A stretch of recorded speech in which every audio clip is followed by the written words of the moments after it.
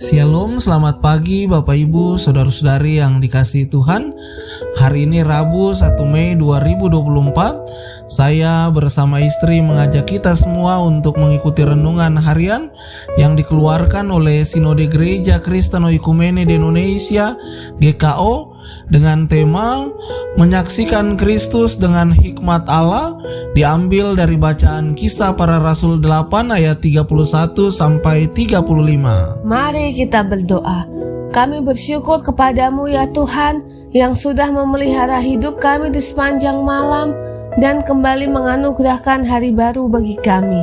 Mengawali hari ini, kami mau mendengarkan firman Tuhan yang kami percaya akan menjadi pedoman dalam hidup kami di sepanjang hari ini.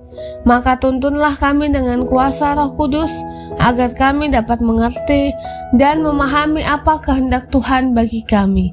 Berfirmanlah kepada kami ya Tuhan, kami sedia mendengarkan sabda-Mu. Amin.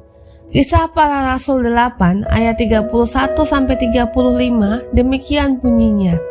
Jawabnya, bagaimanakah aku dapat mengerti kalau tidak ada yang membimbing aku?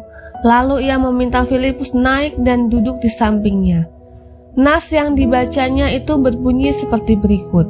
Seperti seekor domba ia dibawa ke pembantaian, dan seperti anak domba yang keluh di depan orang yang menggunting bulunya, demikianlah ia tidak membuka mulutnya.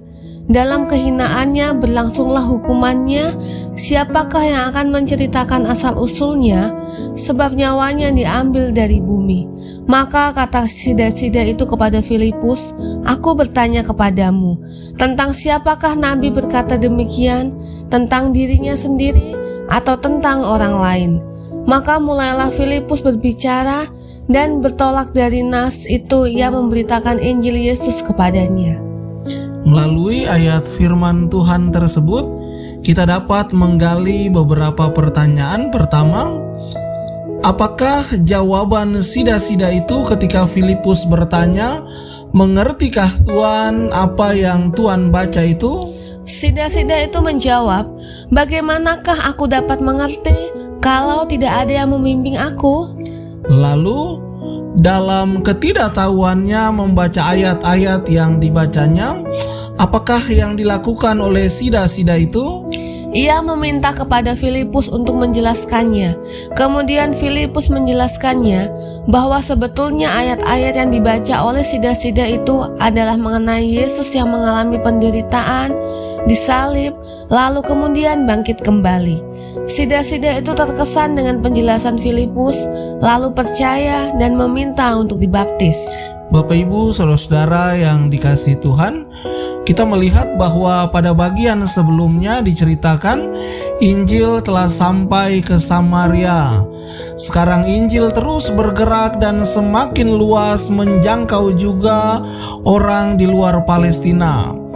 Karena itu para ahli mengatakan bahwa tema kitab Kisah Para Rasul adalah cerita tentang pekabaran Injil, atau bagaimana Injil itu tersebar ke Yerusalem, Yudea, Samaria, dan sampai ke ujung bumi.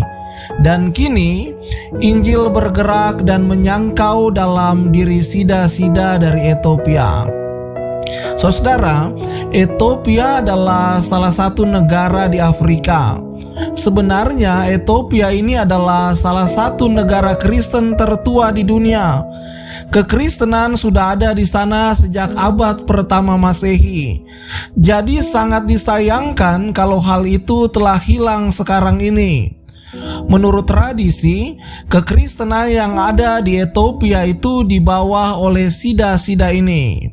Sida-sida ini adalah pembesar negara, seorang kepala perbendaharaan Sri Kandake.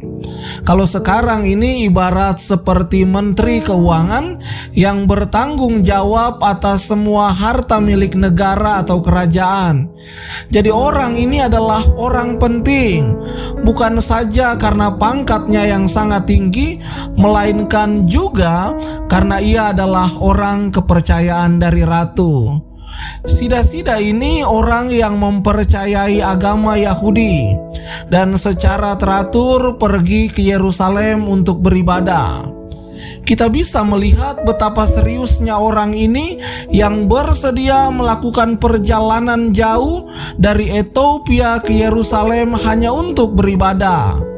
Lalu, pada saat perjalanan pulang pun, ia masih tekun mempelajari kitab suci.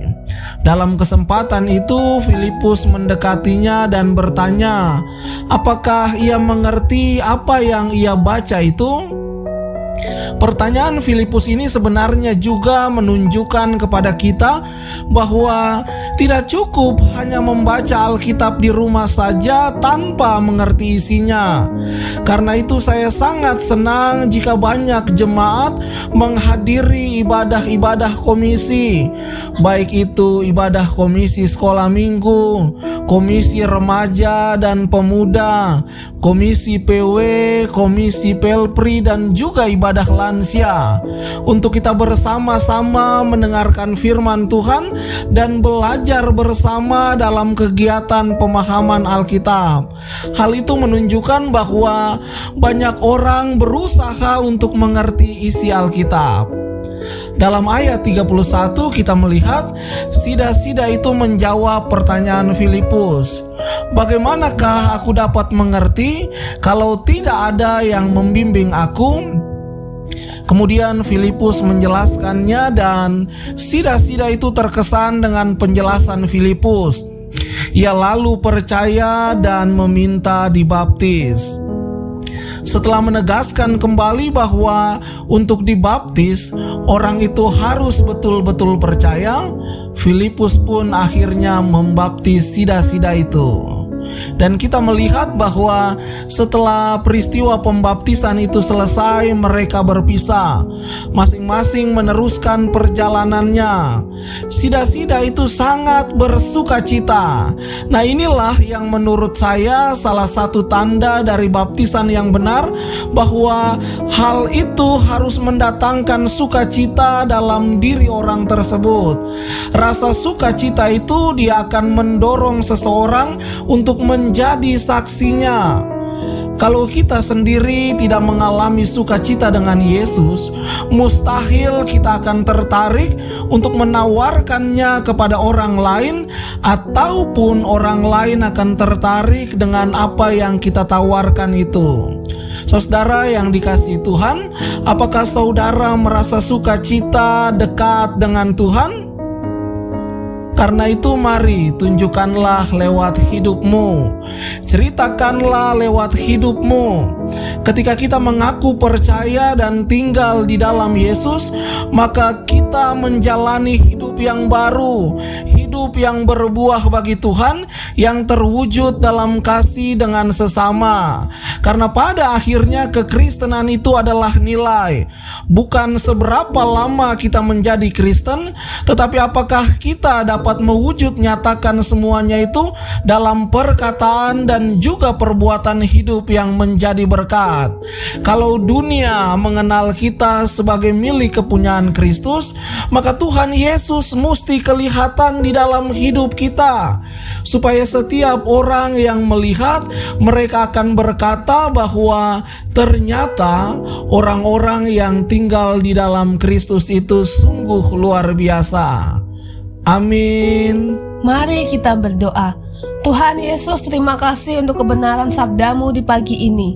Kiranya Roh Kudus memampukan kami untuk menjadi pelaku firman-Mu yang baik, sehingga lewat kehadiran kami, setiap orang dapat menemukan cinta dan Tuhan di dalam hidupnya. Dalam nama Tuhan Yesus Sang Nafas Hidup, kami menyerahkan kehidupan di sepanjang hari ini. Amin. Selamat pagi, selamat menjalankan aktivitas. Salam satu hati dari kami GKO Keroncong Permai. Shalom.